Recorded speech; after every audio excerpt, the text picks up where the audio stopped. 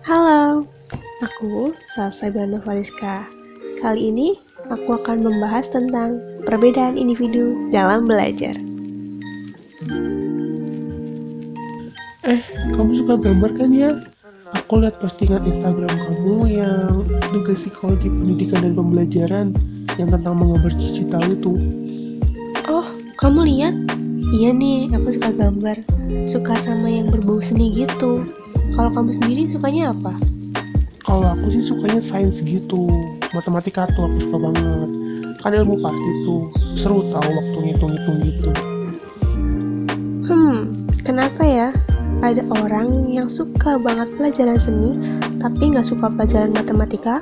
Dan kenapa ada yang bilang matematika itu gampang, tapi seni itu susah? Kira-kira kenapa? Coba cari tahu yuk. Sebenarnya kita sudah tahu loh, kita itu punya keyakinan bahwa masing-masing individu memiliki karakteristik dan kemampuan yang berbeda-beda. Nah, perbedaan individu atau individual difference adalah perbedaan kemampuan dan karakteristik seperti kognitif, kepribadian, keterampilan fisik, dan lain sebagainya antara satu orang dengan orang lainnya pada jenjang usia tertentu dan dalam setiap kelompok tertentu. Wah, kalimatnya rumit juga ya. Gini deh cara gampangnya. Perbedaan individu dalam belajar itu artinya tiap orang punya caranya sendiri-sendiri ketika belajar. Kenapa? Karena setiap orang punya kemampuan dan karakteristik serta minat yang berbeda.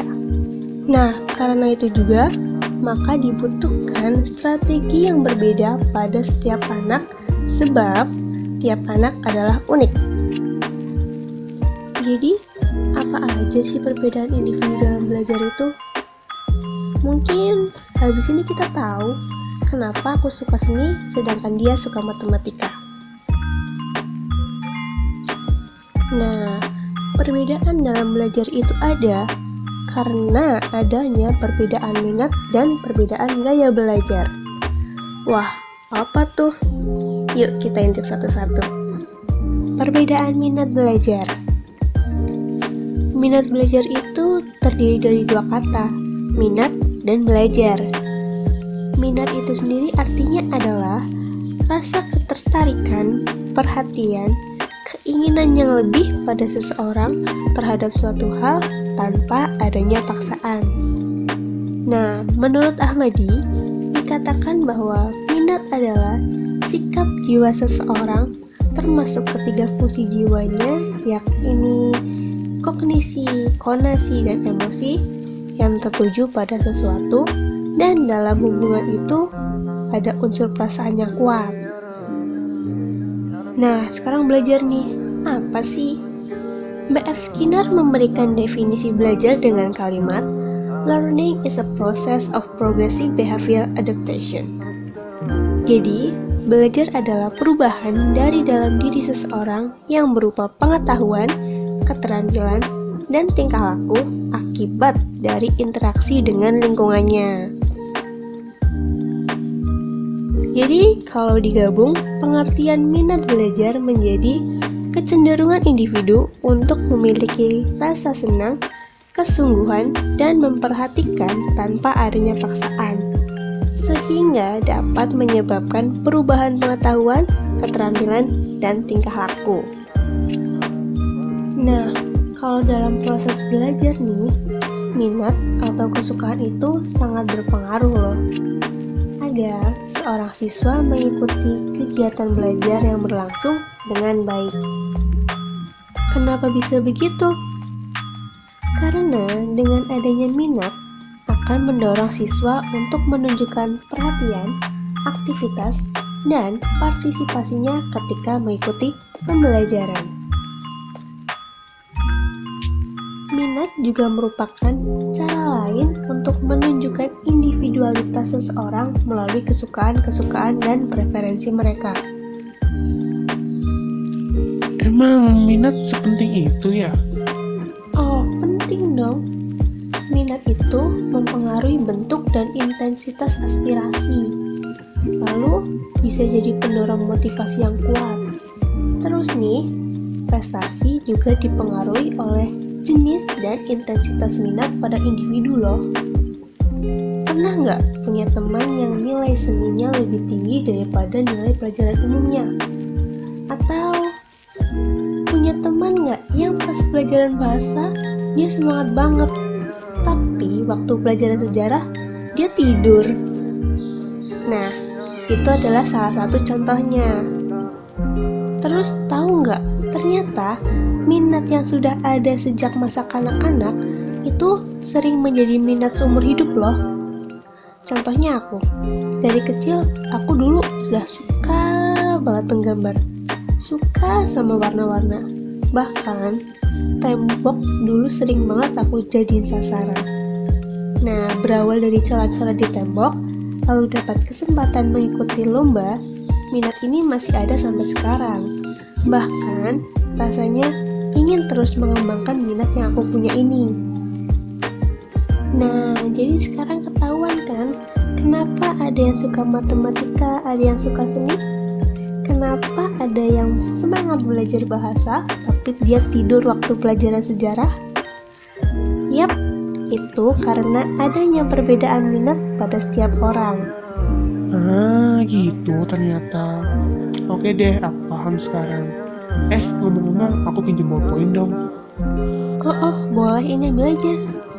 Wow, banyak banget. Ngapain bawa ballpoint warna-warni banyak gini? Kan ribet. Iya sih ribet. Kenapa ya? Kayaknya ini ada kaitannya deh sama perbedaan individu dalam belajar. Poin kedua, tentang perbedaan gaya belajar. Menurut Nasution di dalam bukunya yang berjudul Berbagai Pendidikan dalam Proses Belajar Mengajar, gaya belajar didefinisikan sebagai cara yang konsisten yang dilakukan oleh seorang anak didik dalam merespons stimulus atau informasi, teknik mengingat, berpikir, maupun dalam memecahkan soal. Lalu, menurut Debbie DePotter dan Mike Henarchy, gaya belajar adalah kombinasi dari bagaimana ia menyerap dan kemudian mengatur serta mengolah informasi.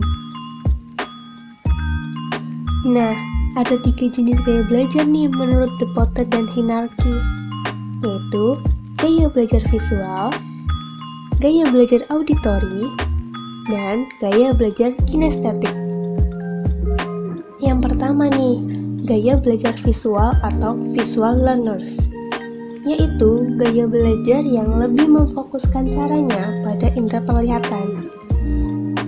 Mereka yang punya gaya belajar tipe ini lebih menonjolkan hal-hal yang berkaitan dengan potret, warna, hubungan ruang, gambar, ataupun sketsa. Cara berpikir mereka itu dengan membayangkan sebuah potret atau figur di otak mereka, dan mereka ini adalah tipe yang lebih cepat paham jika belajar memakai animasi visual seperti buku bergambar maupun video. Sebenarnya ada banyak ciri-ciri dari gaya belajar visual, tapi mereka lebih sering menonjolkan hal-hal di bawah ini. Yang pertama, mereka suka dengan kerapihan dan keterampilan. Lalu, mereka sangat teliti sampai ke hal-hal yang sifatnya detail. Mereka juga mudah mengingat apa yang dilihat daripada apa yang didengar, karena mereka mengingat sesuatu dengan penggambaran atau asosiasi visual. Nah, mereka ini juga tidak mudah terganggu loh dengan keributan saat belajar. Bahkan, mereka bisa membaca dalam keadaan ribut loh. Mereka ini juga lebih suka membaca sendiri daripada dibacakan orang lain. Lalu, suka mencoret-coret tanpa arti pada saat berbicara atau dalam rapat. Nah, ini mereka menyukai seni daripada musik. Nah, tipe gaya belajar visual ini biasanya mereka suka membuat catatan-catatan yang berwarna. Makanya mereka itu biasanya menyediakan banyak pena warna ketika mereka belajar. Yang kedua, gaya belajar auditoria atau auditorial learners. Nah, gaya belajar ini memfokuskan pada indera pendengaran untuk mengingat sesuatu. Ciri-ciri yang biasanya ada pada tipe auditorial adalah: yang pertama, mereka mudah terganggu oleh keributan. Kenapa? Karena mereka lebih menggunakan pendengaran untuk menyerap informasi. Makanya, suara-suara berisik biasanya sangat mengganggu mereka ketika belajar. Lalu, yang kedua, mereka suka mengucapkan tulisan atau membaca dengan bersuara, minimal sambil menggerakkan bibir ketika mereka sedang membaca.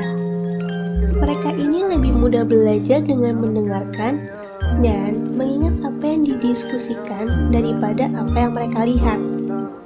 Biasanya, mereka merasa kesulitan ketika diminta untuk menulis, tetapi mereka punya kompetensi dalam menyampaikan dan mempresentasikan cerita. Nah, mereka ini nih yang biasanya juga menjadi pembicara yang pandai dan fasih. Walaupun mereka merasa kesulitan dengan hal-hal yang berkaitan dengan visualisasi, mereka cenderung menyukai musik, suka memberi pendapat, dan mendeskripsikan suatu hal dengan detail. Nah, kalau kamu ngerasa ciri-ciri itu cocok dengan kamu, bisa jadi kamu adalah tipe auditorial nih. Sekarang, tipe yang ketiga, tipe gaya belajar kinestetik. Gaya belajar kinestetik atau kinesthetic learners ini mensyaratkan personal untuk menyentuh sesuatu yang menyampaikan informasi atau data tertentu agar mereka bisa mengingatnya. Biasanya, anak dengan tipe ini susah duduk tenang ketika hasrat mereka untuk bereksplorasi dan beraktivitas begitu kuat loh. Ini nih ciri-ciri seseorang yang punya tipe gaya belajar kinestetik. Yang pertama, mereka kalau berbicara cenderung perlahan dan pelan-pelan. Mereka juga cenderung untuk menyentuh orang agar mendapatkan perhatian ketika mereka ingin berbicara. Tipe gaya belajar kinestetik mempunyai kebiasaan menghafal dengan cara berjalan dan melihat sambil mengkomat-kamitkan apa yang sedang dihafalkan. Mereka suka menggunakan jari untuk petunjuk saat sedang membaca, banyak menggunakan isyarat tubuh, dan tidak dapat duduk diam untuk waktu yang lama. Mereka ini suka jalan-jalan untuk mengembalikan fokusnya. Nah, itu adalah penjelasan tentang jenis gaya belajar. Sekarang tahu deh kenapa ada yang suka membuat catatan berwarna, ada yang suka belajar dengan musik, dan ada yang suka membaca dengan lantang, ada juga yang suka belajar sambil jalan-jalan. Yap, karena mereka punya perbedaan di gaya belajarnya. Sekarang juga tahu dong, apa sih perbedaan individu dalam belajar? Kira-kira kamu lebih mempunyai minat di bidang apa nih? Terus, kira-kira apa nih gaya belajar kamu? Hal ini bisa membantumu untuk menyesuaikan diri dengan proses belajar yang cocok sama kamu. Jadi, sekian video dari saya, semoga bermanfaat. Mohon maaf bila ada kekurangan serta kekeliruan. Saya, Salsabila Navariska, izin undur diri. Terima kasih.